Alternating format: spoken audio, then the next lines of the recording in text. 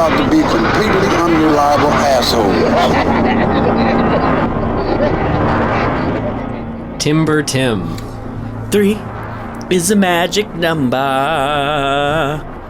Is that right? What? 3 is the magic number. What? Are you asking me if that's true, or are you asking me if that's something? It's a song, isn't it? Hi, everyone. Welcome to episode 36 of Dismembering Horror, the podcast show where myself, Ryan McDuffie, and... myself, Tim Aslin. we watch a horror film and we dismember it, meaning we talk about what worked for us, what did not work for us, and anything interesting or noteworthy. And I put some emphasis on for us because, well, we are not claiming to make anything beyond claims here.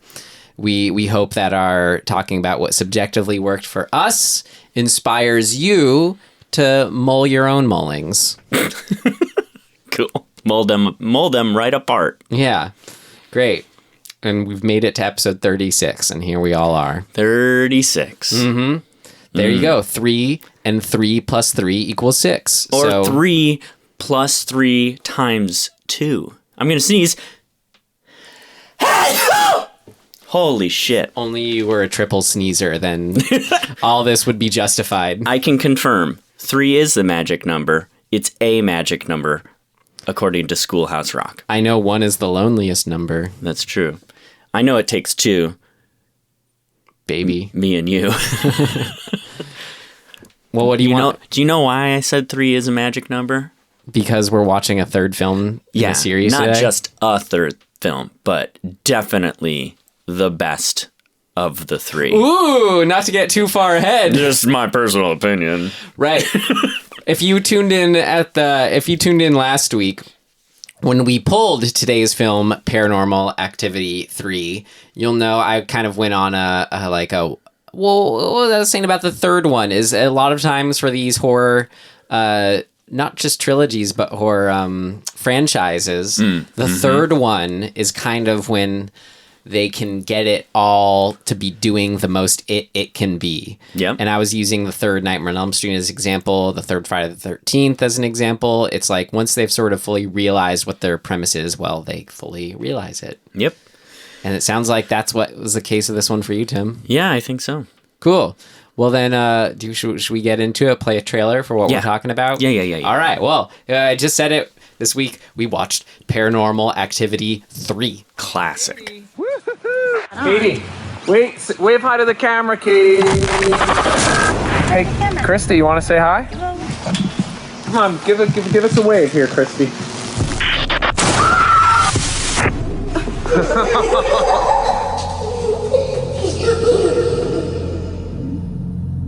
Whatever happened to us when we were little, I don't remember anything. Whatever it was, it thrived on fear. The more we paid attention to it, the worse it got. Okay, I think it's on. Remember the rules? Yes. Say Bloody Mary 3 times. Okay, I'm gonna drop lights. Okay, you ready? Bloody Mary. Bloody Mary. Bloody Mary. I'm scared.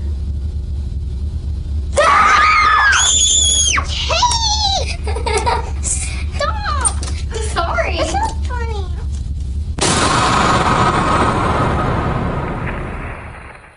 Wow. None of that's in the actual movie. Kind of incredible, right? Like zero. You think they had a shoot day where it's like, okay, so today we're shooting the trailer. Shit, maybe. That's really interesting. I don't know why that would be the case. I mean, that's a good thing of note for our last section that we'll mention now instead, because we just learned it. Yeah, right. I don't know. That's cool. I have thoughts. Let's circle back around later. Okay. So now we're on to the summary.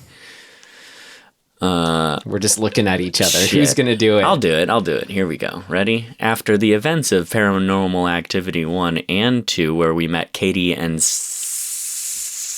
Cindy?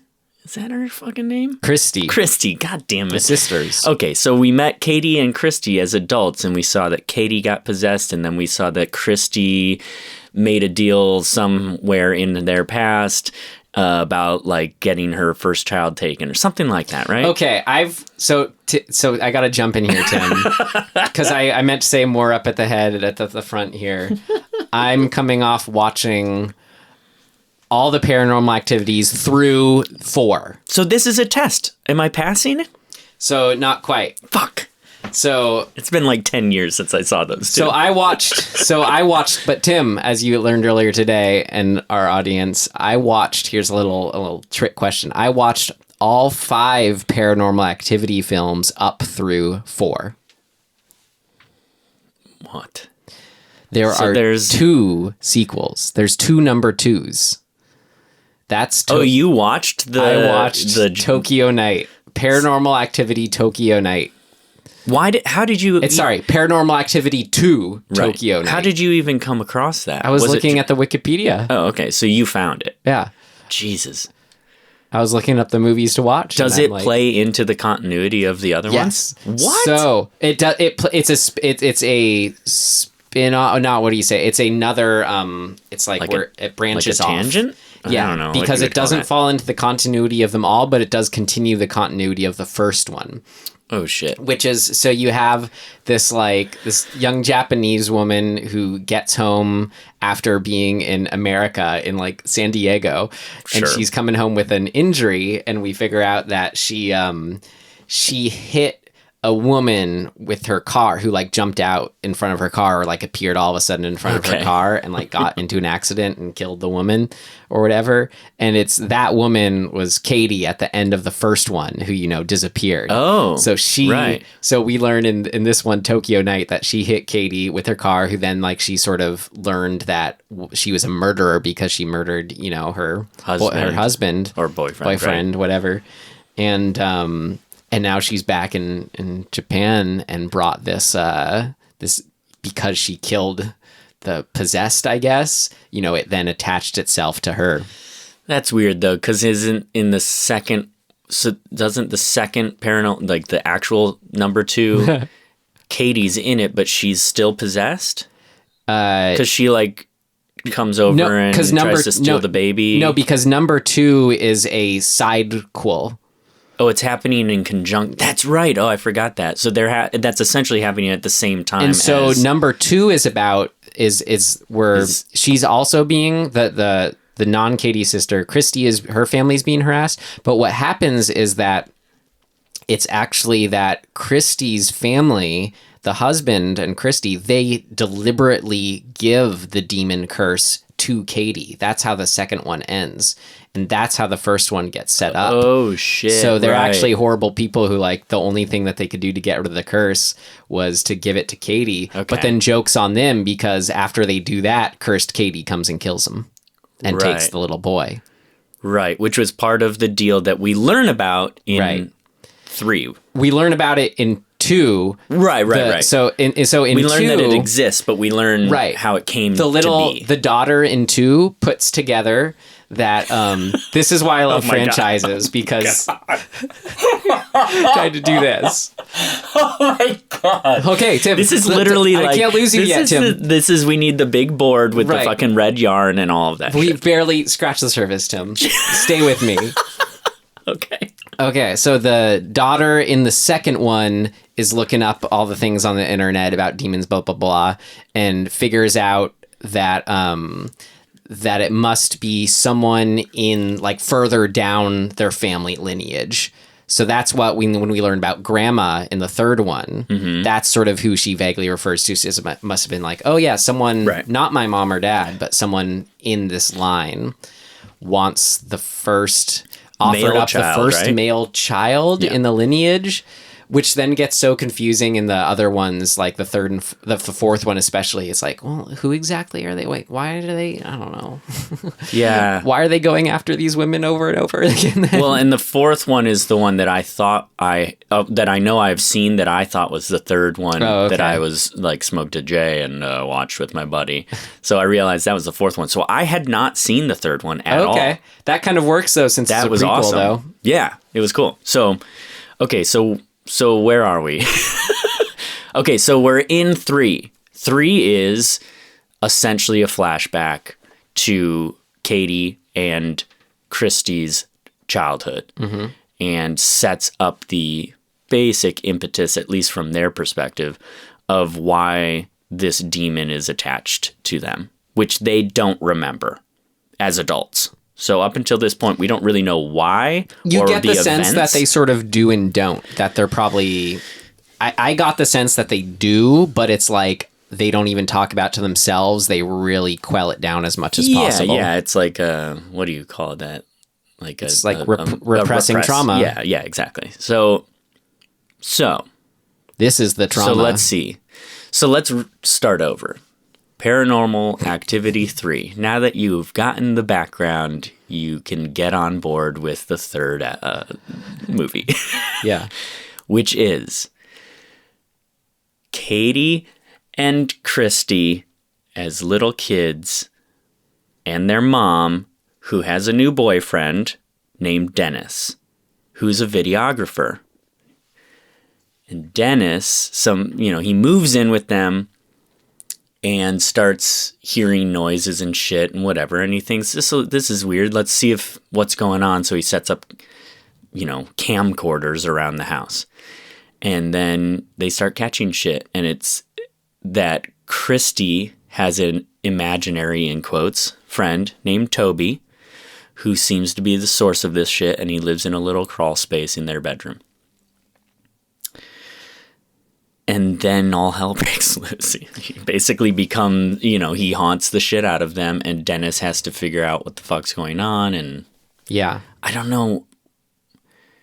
What else should I add to that? So why is Toby going after the little girls if they made a deal for the first boy? Well, I feel like they didn't. That's like the big sort of turn of the last act, is that Christy finally, like when is it Katie's being really like harassed, Christy finally says, okay, fine, I'll do it. Yeah. So she agrees to something, and we kind of vaguely know what that is. But yeah, this is where it gets a little murky for me. I'm sure somebody could like... It could be kind of like Hereditary, where it's like the you have the older women, like, the grandma looking down 2 generations and just sort of wanting to shepherd them into like their good life or whatever. So, ideally bringing them up so they'll have their own kids. So then they can get to the firstborn son then. But like making it so they're kind of like attached to the spirit in a way, or this demon. Yeah, I mean, there's definitely it seems as though the grandma they've been trying to accomplish this, and obviously it didn't work with her daughter because she didn't have a son. And, oh, that's right, and she's like, you should have more kids, right? Is Dennis really the right guy thing? Oh, yeah. You remember that little bit? I'd forgotten about that. So that's a clue that the grandma wants her daughter to have a son, but since it's not going to happen, then she starts coaxing. I guess she's opening the door, so to speak, to allow Toby the spirit to then coax Christy into agreeing to this thing. I guess that's sort of the arc of their intention, right? Is that in actuality, it's like the bad guy is sort of the grandma. Yeah. Because she's the one with the agenda. She or someone even above her. Right, the coven of women. Right, yeah, made a deal for success. Clue. Yeah, right, which is the same as Hereditary. So this must be in sort of the witchcraft, satanic, demon lore stuff. This must be a sort of a common And Rosemary's theme. Baby, yeah. Yeah, exactly, Rosemary's Baby. Right, so that must be a thing. Yeah. that we And don't that's know what about. this thing is. Great. That's the summary. Yep. Okay, next section of our show is how would we rate it in our rating system? This was hard for me because like watching them all like I did, it's like I want to say I'm always down to rent, do whatever you have to do to binge a franchise. Yet just as an individual film, it's like a solid, like, these movies aren't nearly as bad as The Reputation, so you should stream it. Okay. Here's how I see this movie. This is like the greatest movie of all time to stream. Like, you're getting definitely the most out of this movie as a streaming. Like, if I came across this movie and it wasn't available to stream, and this is why. Because they know that it's the best of the three. And so they're keeping it close. Yeah. They're like, no, let's make best this of the 7? Maybe. I mean, I've seen 4. I've got through 4, and I've got through 5. I've got through 4. I've got through 5. I've got through 4. I've got through number 4, and I've gotten through 5 films. That's right. And there's something I've liked best about each one. Oh, okay. Which I can get into later. But. So, I would say I give it a rent. I'm like glad I spent $4 on this. Yeah. So, yeah, it's a rent for me. Mm-hmm. I fucking really liked it. Awesome. And I think I've said this before. I'm not a big fan of like ghost movies. Yeah.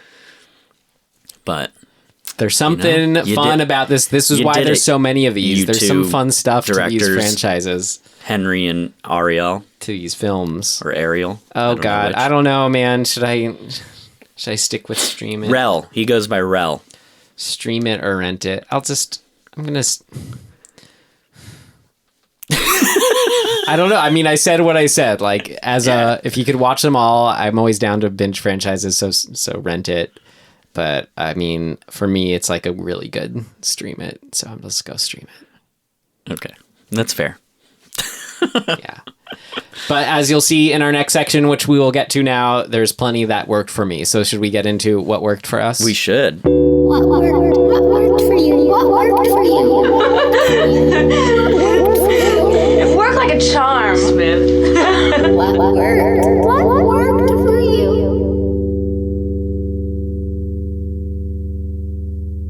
Every time it just says night number whatever. It's like... That's what these movies are all about. It's like those are the Jason kills for this franchise. Like whatever we're watching, whatever we're tuning in for, that's it, man. It's like get the little day stuff. We've maybe had the setup, and then it's going to be the first night, and then night one comes on. We're like, we're in it. It's happening. It's just kind of the best. And it's funny. They don't change the font. That's what cracks me up kind of something about these movies is like it all started from this like $7,000 film or whatever and these actors. And it's like whatever font choice they made then for, saying night number 3, they're casting then. I just love how it's like percolates and lasts through all these. Like they made the choices for little did they know for these 6 other films. So good. This is the fun. But yeah, you know what I mean though? How just whenever that kicks in, it's just like, because I'll never forget I saw the first Paranormal Activity in theaters. Ooh. And I saw it at the ArcLight Hollywood, and it was like in the Big Dome Theater, and it was like an advanced free screening kind of thing, word of mouth screening. And I just will never forget every time that came up and it was nighttime. There was just this collective like tensing up in the whole audience. Yeah. And it's like, yeah, maybe they get sillier and like, less actually scary as they go on because it's kind of repeating something, but it's still like the anticipation is just so much fun. It doesn't matter what happens. Yeah. It's funny, here's why I like these movies.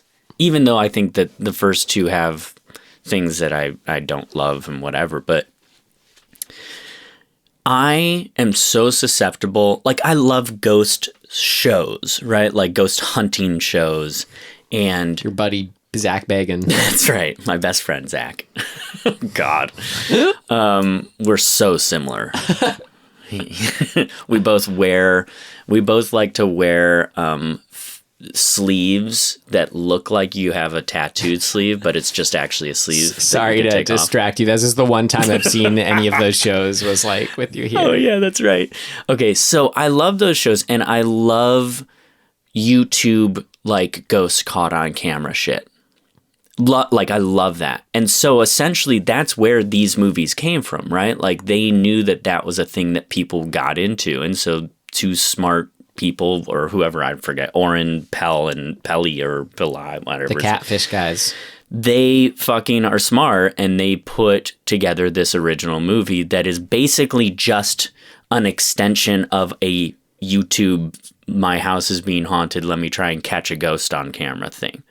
And so that all works for me perfectly. Like it gets this very specific frequency of joy like humming for me.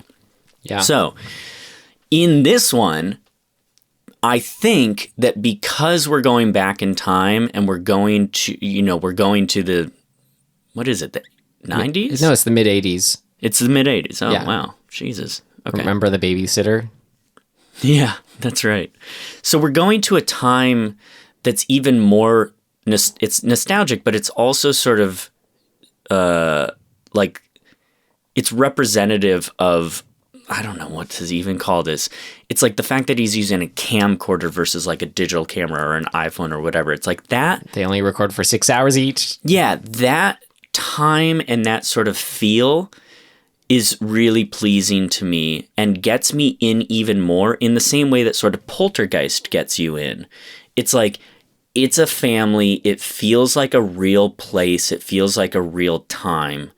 And that then creates this undercurrent of we're especially what this is aiming at. It is a pseudo documentary. Mm-hmm. And so you're kind of getting pulled into this feeling or lulled into this sense that we are voyeuristically watching something that did actually happen, even though we definitely know it's a movie.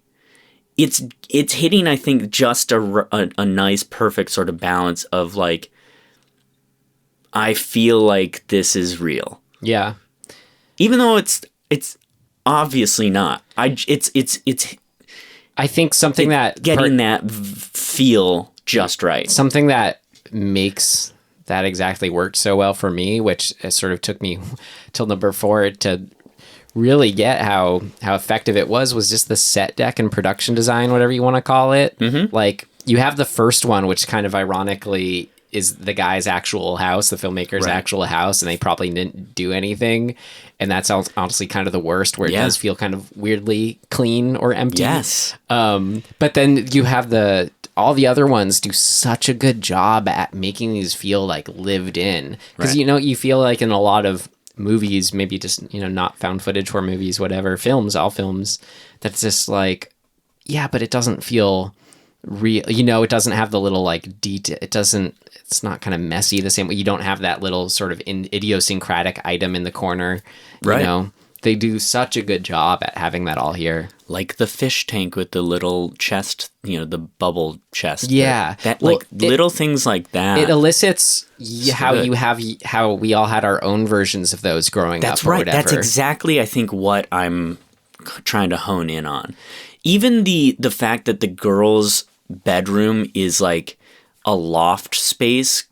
I remember those fucking house designs as a kid. And like, there was something really kind of novel about them because it wasn't what my house was like. But when you would go to like, I don't know, you'd visit somebody in some other city and they would have this particular architecture is of a time. I think it would be technically kind of a late 70s, early 80s architecture, I think. And it's like those weird fireplaces in weird, it's a certain level of like socioeconomic, like they're not super rich, but they're not like, they're like upper middle class. Well, I mean, that hit home for me because that was my upbringing, and then this was Santa Rosa, which is my kind of like next door to my hometown. You know, all the same area, and I just that house as a character was just. Yeah, it brought me right back. Exactly, we said the kind of weird loft bedroom of the kids. It's like felt so distinctly. There's another architecture thing of that era of like multi sort of leveled tiers of like you often have like a sunken living room. You know, it's a few steps down, or like these loft spaces that are just sort of open to the rest of the place. Like that was always, I don't know, it they perfectly give the place character. Yeah, it touches this perfect nostalgic thing for me. Yeah, because I was, you know, in my whatever, I was like 8-ish or so.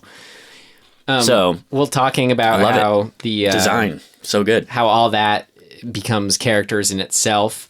Something else that you kind of, I think, were getting at earlier when you said like there's just something, whatever is the recurring things of this film that work, that really get you into these films. But one thing I want to mention was how each angle becomes like a character or something you get to know. Dude, definitely. Like they set up the cameras in each of these films in their different spots, and then it's like, yeah, as I just said, you get to know it. You're sort of like, you get to know how you scan the room. You're sort of, okay, we're in this spot now and this spot now. They grow over time.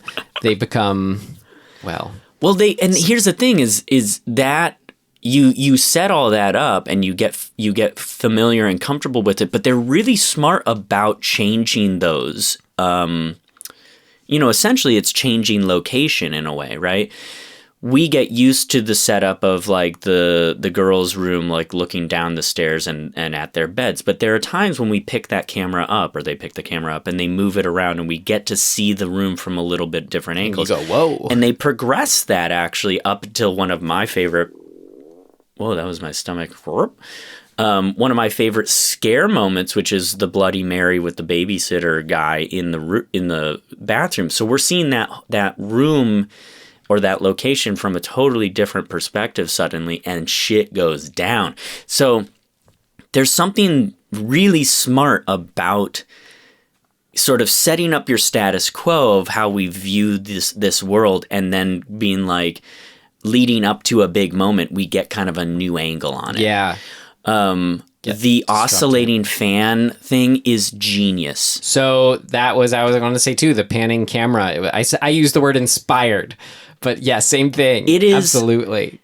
It is. Here's why I think I say the word genius. It's the simplest of simple ideas to go back and forth, eliminating what's in view, and then going back to, where you establish, you move away from it, something's going to be coming back, and you do it enough times so that you're always kind of primed up for it. It's like the most these movies you can do, it's just so, it was but you so can't smart. really do that in the first two because of the modern sort of, they're using like security cameras. Here he jerry rigs one of those big old video cameras on top of a fan. Dude, yeah.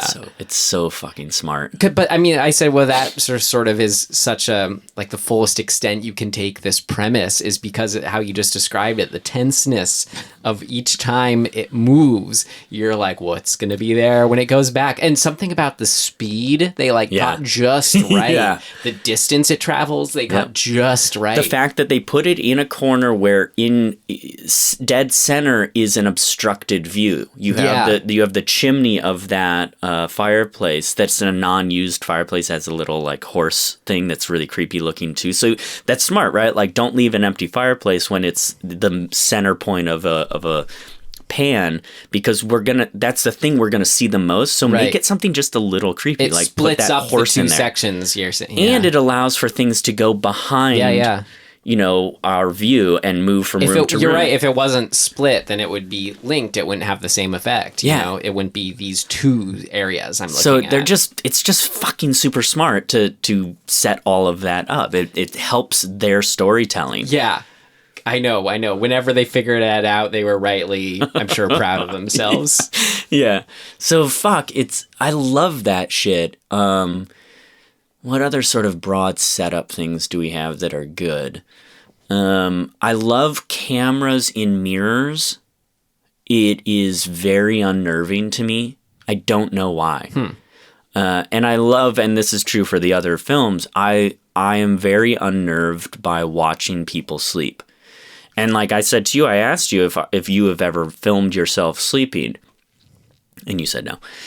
I have not either, and I specifically have not because I'm scared to watch that footage. There was a scene in the fourth one that played on that really well of like... I don't remember it, but... Yeah. I think it's because the idea of the unknown that's around you when you're most vulnerable is it's like a really, really fucking good you should do it, Tim. setup. I don't even want to see what I do. Like, I move around a lot in my sleep. There's even just an element of like, I'll be embarrassed by myself. Like, you're playing it and fast forward and like your roommate comes over and totally does the like, where you just stand. Fuck that. I would fucking change the locks so fast. That's for me is when that's what I call to Paranormal Activity it, when it's like, I remember I was dog sitting once and I like set up the camera to see what my cat and the dog did, or like what they were, afterwards. And it was so creepy. And I just described it as like, oh yeah, he was totally Paranormal Activitying, where it was like, I'm gone for an hour and I'm playing it in fast forward and he just stands in the same place and just kind of like, you know what I'm talking about. Is I do. I think that's... it is the premise in a way, right? Like it's the what's the thing? The promise of the promise of the premise. You had another one you came up with a few episodes ago that was right. Like it was all peas. But it really is. It's it's seeing the thing that we can't see in real time, right? Like you can't watch yourself sleep. So you just don't know what's going on then. Yeah. And like I said, it's the vulnerability of being asleep. Those are great setups. And they just get us fucking going. You see that, you go, oh shit, something's going to happen. Some covers are going to move. They always do. They always do. Some things are going to fall, and they always do. Well, that's what's funny, because like, if you hear the critiques of these films, and it's like, oh, it's the same as last one. It's just the same stuff. And it's like, yeah, I guess, stuff falls, stuff is moved, something goes by, there's a switch, there's a dark, but it's like, it's how you can see the filmmakers, they aren't literally doing the same thing, though. It's like same stuff, but it's the wrappings around it, which are like, which is fun. It is why there's 8, of these other franchises. Here's a good example of why that argument is kind of bullshit. In the first one in particular, the big scares are largely just really loud bangs. Like those are the quote unquote jump scares, the things that get us really kind of to like jolt. They're just bangs. They're big bangs and the chandelier shakes. You know what I mean? You remember what I'm talking about? In the second one, you get a couple more things, but the big one of the second one was pretty cool, is when she was standing in the kitchen. I think it was during the day, and just everything just fell and opened at the same time. That's right. So this one is, it's taking essentially those things, but it never does a super loud noise jump scare. It just doesn't do it. The quote unquote best version of that is, I think, one of the best scares in the whole thing. The fake out scare. The fake out scare. The jump scare when she jumps out of the closet. Oh fuck, that was amazing. Yeah. I fucking love that. It actually fucking scared me. Right. Like she's wearing a mask. Yeah, because it was so unexpected, that version. So this is what I'm saying. They are saying, yeah, we know what you're expecting, right. and they're figuring out how to take it to a level that is enhanced and bigger than anything we've seen up to that point. What I just said, I thought that might have been what you were getting to as your favorite scare. No, it's not, although it is one of the most effective ones for sure. But my favorite one, the one that actually unnerved me the most, like actually made me go, holy fuck, like I felt it in like the pit of my stomach and I got chills, was her going into the kitchen and everything is gone in the kitchen. like all of the plates, all of the everything is not there anymore. And then it's out of frame, it's on the ceiling, and it drops down onto the floor. There is something that I mean, first of all, I didn't expect that to be. I just was like, oh, everything is gone. Like, it's been I didn't realize somehow. things were gone at all. I didn't quite get that scare the same way. So, like, I remember, they pan back over because they're using the oscillating fan thing. Oh, yeah. They pan back over and everything is literally disappeared from the kitchen. And my brain kind of went, hang on. So just the fact that they did just enough of a thing to make you go, wait, what's different about this? In the moment I realized that everything was gone was essentially matched with the moment that everything reappears and drops onto the floor. So like their timing on that was fucking perfect. And it made me actually like, I was like scared. I had a fight or flight, like, the hairs all fucking jumped up on my entire body. Which is why we watch these movies, Dylan. And I was like, holy shit, like I'm amazed at how effective that was. Yeah. Because there's the loudness of everything hitting the floor. But beyond that, it's just the action of the film. It's not an additive thing. They're not doing a loud like screech or boom or music cue or whatever. It's just the shit's just happening. And I think that's what makes it so unnerving, is because it feels, again, like you're in a real place. Mm-hmm. And fuck, I mean, I don't know. I kind of want to watch it again to see how effective it is when you see it a second time, when you know it's coming. But it's really unnerving to me. So that one, and just the intensity of the two other big ones, which are Katie really being attacked like intensely when they're sleeping, and the bed moves at one point. The setup of all of that is awesome because it's very, very like cleanly progressive. It starts with a noise. Katie wakes up, and then there's like a little drawing that's taped to the banister, essentially. Mm-hmm. That starts waving back and forth like there's just wind in there. And then the pendant lights start to sway. And then I think her covers had been moved or whatever. That's what woke her up.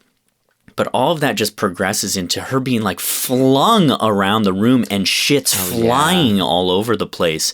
And like, it really did. It felt like Poltergeist. It felt like the finale of Poltergeist when everything in the room is going towards the closet. And it's like, I think in the filming of that, they probably turned the set sideways and it just is all falling down. Mm-hmm.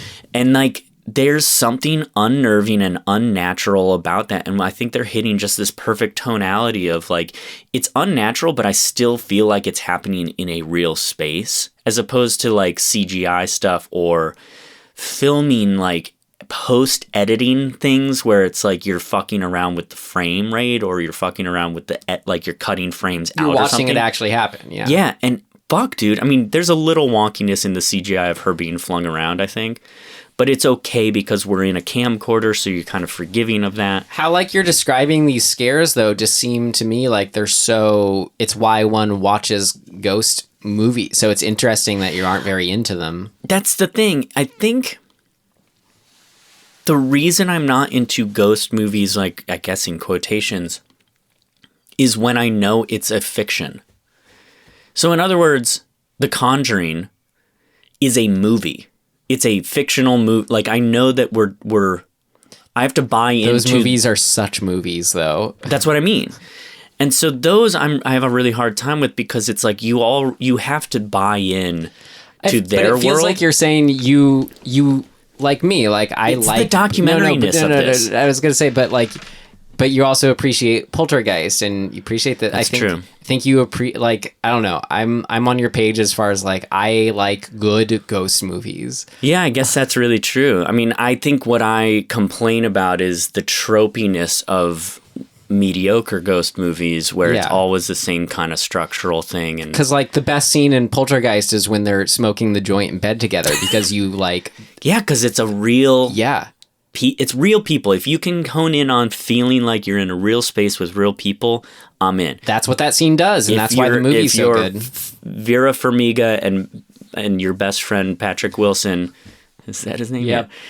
Yeah. I'm in a movie. Yep. So, I don't know. Point is, the scares felt like something that I could have or like have dreamt about experiencing in real life. Mm-hmm. And that's super effective. And they executed it really well and really intensely. Like I said, when the furniture in that scare with Katie in the bed moves, I was like, dude, we're fucking in, like, this is way more intense than anything we've seen up to this point. I was just trying to make the distinction, like, and I think we're the same way, where it's like, I can have fun with a bad slasher movie or a bad, like, quote unquote, monster movie or something. But for a ghost movie, it's not as fun. You want it to be good. Yeah, because I think it falls into cliche really easily. I liked the Innkeepers. That was pretty good.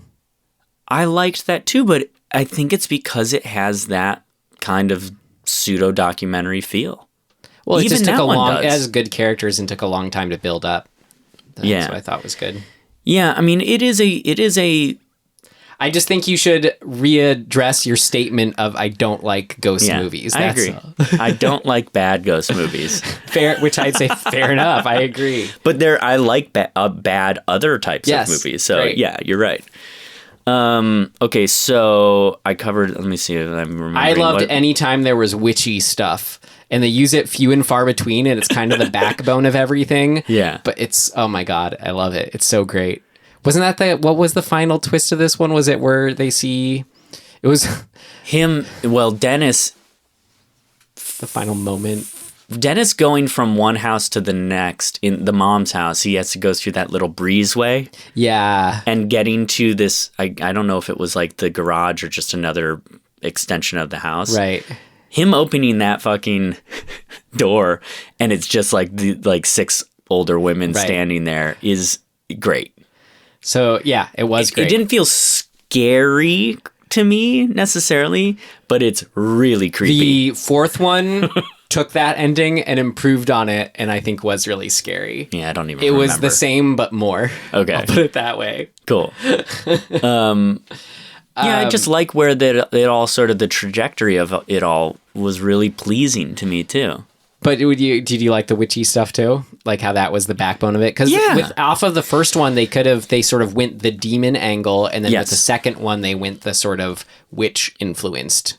Yeah, demon, I think the thing that I missed, or when I watched the first one, I remember thinking, okay, we did the Ouija board thing, and then we had the quote unquote expert show up. Yep. I wanted more of that, like we're figuring out what and why from the expert, and they don't do it. The expert in the first one basically shows up and leaves. You should watch fuck that. Tokyo Night has a bit more of that. You should watch it because I really like that. I like demonology lore. Well, it was great in Tokyo shit. Night. You had this full like Japanese priest show up and do this whole ceremony and stuff. Yes, it was cool. I mean, this is why I like Hereditary because it is really honing in on that shit, and Rosemary's Baby. So it's like. Yeah, I mean, in a way, it's like if Rosemary's Baby is sort of the precedent, Hereditary is our modern version of that. This, to me, the Paranormal Activities are like the fucking carnival, like middle ground of this. The perfect aughts carnival middle ground, yeah. And I love, it just feels good. I liked how, I thought, I was just sort of picking up on ways of how they, in the second one, it can get a little frustrating when it's like, okay, this worked in the first one, but now because they're doing it a second time, it's a little frustrating, meaning like the Ouija board comes back in the second one kind of thing. So I liked in this one how when they use the Ouija board as a clear, which is used like in I think the Conjuring movies and stuff too, or one of those movies where it's like Insidious is where it conjures, it connects, it opens the door more to the demon. So with this one, it's like, well, okay, you're kind of like, okay, if that's what's necessary. So it's a combination of them showing more fear or acting on their fear and sort of opening the doorway more. It's a little vague, but I thought it was really cool for this one. Rather than the Ouija board route, they went with playing Bloody Mary, which makes sense as a sort of the same gist of you are making a deliberate calling, asking for the presence. You know, you're making the connection stronger. Yeah. I thought it was cool mixing it up with Bloody Mary. And then another way this one, did you want to say something on that? No, I'm just thinking about how much I like that scene. Yeah. I mean, and it's the mirror shit. Yeah. Love that. I don't know why it's so good. Well, a camera facing a mirror is very like unsettling to me. I don't know why. Yeah, it's kind of like that effect when you're standing between two mirrors and you look and it's the hall of mirrors. Yeah. It's just sort of like breaks the fourth wall and then some. Right. Maybe that's what it is that when you have a camera facing a mirror, you are no longer what would it be? A subjective camera. Mm-hmm. You now are, there's nothing not in view. You're totally in the space. Right. Yeah, exactly.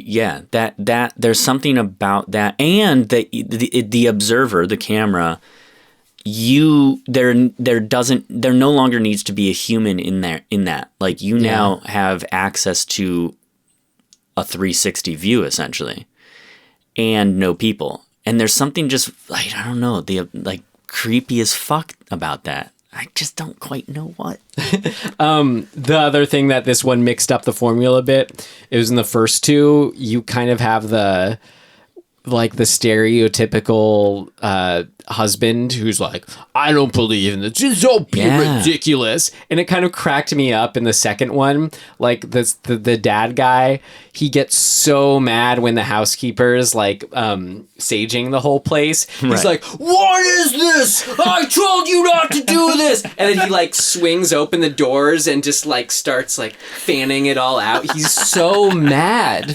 It's so funny. It's like, God, gotta breathe in this stuff. And then, which actually it worked in the great. What was great about the second one in the end, though, was kind of the whole movie worked off of kind of hating these people. Right. Because where in this one, I quite like everybody. Wait, right. So, and part of why I like this one, what I was getting to was that the boyfriend, husband character, surrogate character in this one was the one who was kind of more open and pursuing of we should record though. This is interesting. I got this book on demonology. Me and my little buddy who does wedding videos with me. I think that this is accurate to the time. Yeah. Which is weird. Like the 80s was sort of this pocket of time where masculinity was a little more free flowing. Like you didn't have to be this 60s sort of I'm a man's man thing, but you had this weird. You had people were Bob Weir in his life. shorts. Yeah, you had mustaches. You had tube socks. You had fucking cutoffs. Right. Remember that shirt that cut off right below your pecs?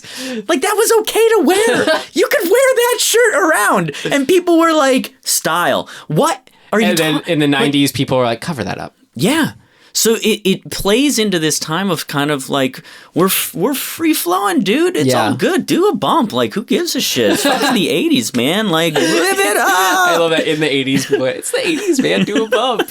Yeah, exactly. It just has that vibe, and it's a really fun kind of character to play around with. Yeah. You know, you're not bound by these kind of, I don't know, these male characteristics that I got really intense in the 90s, and then we're coming back around a little bit now. We're open to things, but it's a good dude. He seems like a cool dude. I didn't necessarily tie that to the time, but you're right. That is a cool way to look at it. Yeah, man, he's tucking his t-shirts into his fucking pants, bro.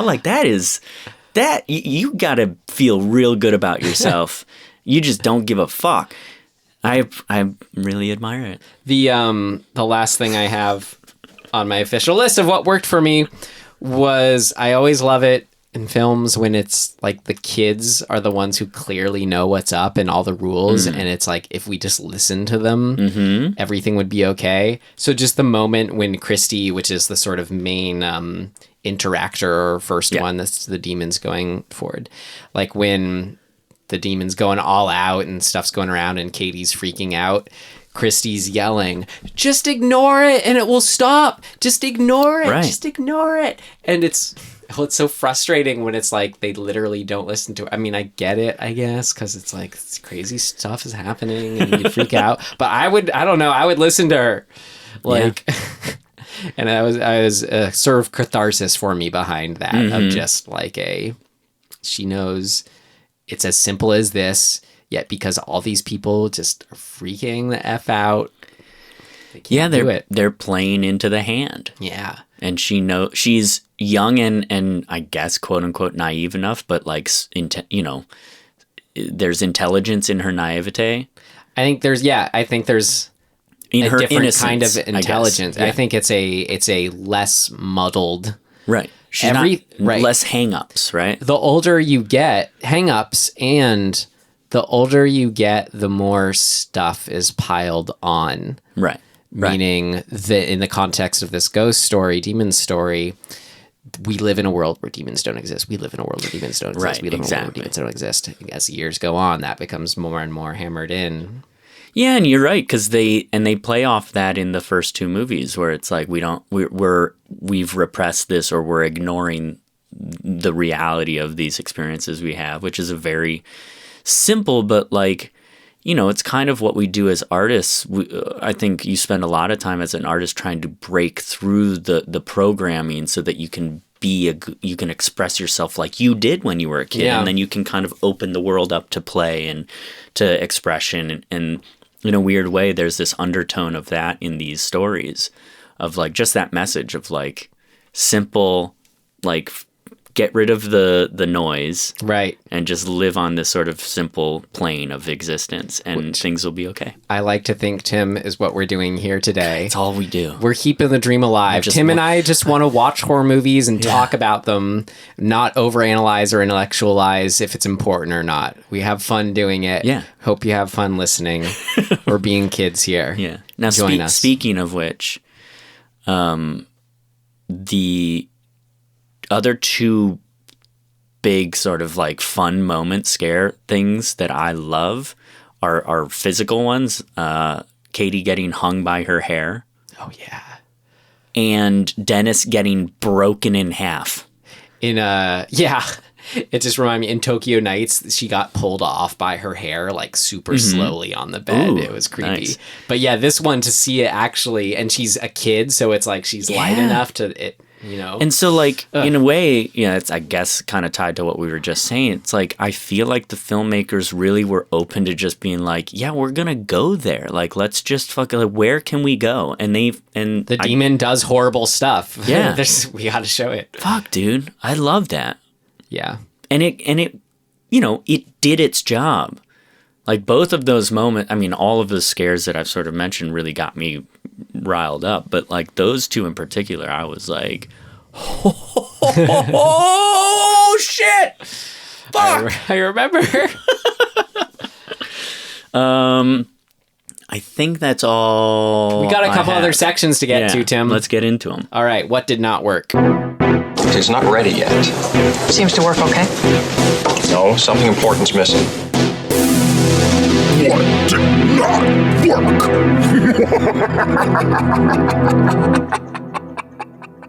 Mine are just minor.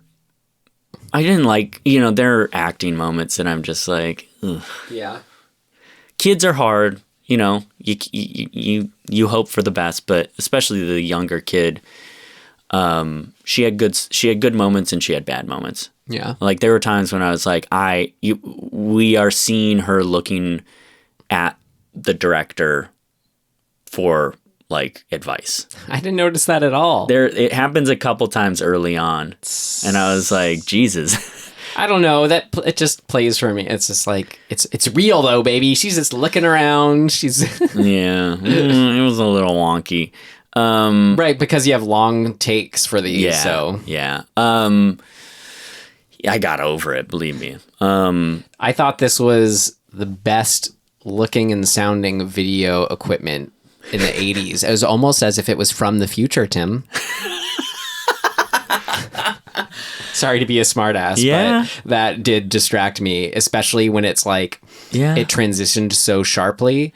Like if you're gonna, I get it. It's a personal taste thing. They went the direction of like Hollywood quality sound and picture, like new slick looking camera, but it starts with like the actual VHS quality, and then it snaps out of it at a certain transition point. Yeah. I don't know. If you're going to go that direction, make it so it fades into it over 40 minutes or something. Right. You know? Yeah. I don't know. And also I know this is what did not work for me. This is very just my style choice, but like I would have much rather seen things less clearly and heard things less clearly and have it be that uber real style, which the video camera, the home video 80s home video camera aesthetic would have done. That was neat. That's a challenge. Yeah. I wonder what the movie would be with that and how much more you and I would have liked it, but I get why you make that executive sort of decision. I get why people are insecure about, I don't know, that's the wrong way to put it. It's just playing it safe, and I just don't like that. I agree, but I understand why the producers make that choice. And I'll give it, there were moments where it was able to sort of be a certain cinematic thing going on that you wouldn't have been able to do otherwise. But like, I would have been just way more actually genuinely unnerved had it. Yeah. It would, we were just talking about the importance of making it feel real. I just wasn't able to make the jump like you did into it, I guess. Yeah, I could see that. Which is what my favorite thing of the first one, I think, was because they had that sort of real and rawness to it, maybe, Yeah, I mean, I this is a weird thing to criticize because it is basically the premise of the whole franchise. But I just don't want people to comment on the fact that it's being filmed. Like, oh, you're still carrying that camera around. Why don't you put the camera? I'm like, yeah, we know. Like, let's just let it be, please. Don't add that into the script. They did a pretty good job at like making it work. They only did it like time. once or twice, but I still was like, just don't do it. Just don't say it. Who gives a shit? Like, we know. We're on board. It's the third movie. I see what you're saying. We don't need a character to be like, can you just put the fucking camera down? Right. It's like, we know. Stop it. It's the third one. It's like, there's a dude who carries a fucking camera around all the time. Like, we don't need to justify it or like hang a lantern. It really is funny because you feel them talking directly to those people who are like, they just do that. You could hear the people just like freaking out. It's like, chill out. I hear what you're saying. Yeah. But you get what I'm saying with that. Just like, I do. It could have been an opportunity to. Well, here's the thing. You're already mocking. And what I mean by mocking, not in the like make fun of way. I mean, you're doing a mock-up. So when you're filming this movie, you're using a digital camera, right? Like you're not actually, well, in some shots they probably are, but for the most part, you're using a real rig, a modern rig. Yeah. And then in post, you're mocking it to look like a camcorder. Hardly. No, this one I think was the slickest looking out of them. I agree. Like, in a way. So what I'm saying is it's a post effect to make it look dirty, to make it look like VHS. And so they hedged on that. Had you tried, well, you couldn't really. Well, maybe you could. I don't know. But had you tried to actually genuinely shoot on camcorder for at least for But just humor me. Imagine me if they did that. How much more terrifying it would be. I'm totally agreeing. My counter or sort of my comment is the practicality of doing that. You can't. It would cost. Well, it wouldn't necessarily cost more, but it would be more of a hassle. But they spent 2 months to make this movie. It's like they are not. Can you want imagine of budget at this point? This is a Paramount Pictures production. I know, so that Paramount is not going to afford old video cameras. Yeah, no, of course they can, but they don't want to fucking deal with it. You'd have to fucking change out the VHS and transfer it digitally. I don't think that's an issue at all. I think they were just afraid to take a risk, or they just discounted. They would rather not do the same. I don't even think they got to that question. Oh, probably not. But like, I'm just speaking in practical terms. in order to do it that way, it would be a fucking headache, and you would create limitations. It's because you're using effects. Like, you're gonna have to do post effects with this. I'm saying if you're doing a movie, you should never cut corners unless you have to because of budget or time. Like, I think I'm saying if you were making this movie, Tim, and you were like, if you and I were making this from the ground up and you're like, yeah, but I don't want to deal with it, even though it would be a way better movie. I'm like, no, you see, it's like, that's not an excuse. No, I know, but you're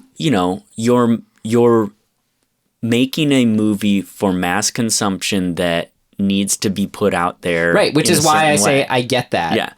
So I'm just saying, I think we're kind of agreeing, but I'm just playing devil's advocate a little bit, and I will or just demon advocate, or maybe witch advocate. I don't know.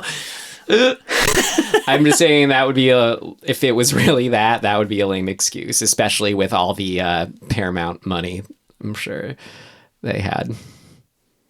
Yeah, I'm just trying to think. Like, yeah, I get It'd it. Be a fun experiment. I get it. Anyways, I sort of similar to that. It's like this is another like distinct thing with these films. They do in every single one, including Tokyo Night. Is they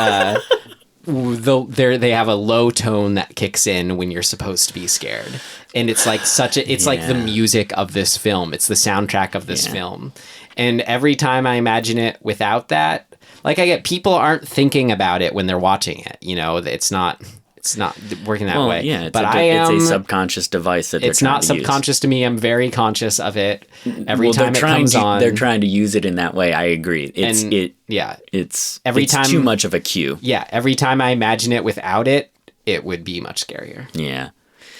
I know. I get it. Again, just not my style, not my taste. So I'm split on this, but one of the moments that we haven't mentioned that I like I like it, but I think it didn't quite land. And this is to what we're talking about.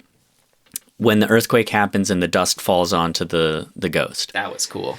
The concept, I think, is super cool. And I was like, whoa, rad. But unfortunately, because of that construct, in practical sense of how you film that and how you depict it, I just found it to be... I'm looking at an effect. It was the only time in the movie where it was pretty CGE. That's what I mean. It's the only time where I was like, yeah, this is a CG thing. Yeah. And I was a little bummed, and I'm like, they did an okay job of kind of masking it, but because like a lot of the time you're not watching the VHS version, you're watching him film the monitor when they're having the conversation later and they're playing it back. Yeah. And that that's looked cool. a little better than it makes it better. But there's this fine line of me wanting to see it more clearly. But there's this